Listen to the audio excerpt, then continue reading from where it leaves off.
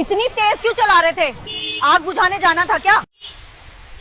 हे भगवान, आंखें बंद करके चला रहे थे क्या? कमर ही चटक गई मेरी। আমার পেছু পেছু আসিস না, নাহলে এমন কোড়ান দিব না, কোমর তোমার হদড়ান দিব, বুঝলিস? চল যা, আমি বলছি আর শ্বশুর ঘর যাবো নাই, যাবো নাই, যাবো নাই, তুই চলে যা। না যাবো, আমি তোমার সঙ্গে যাবো।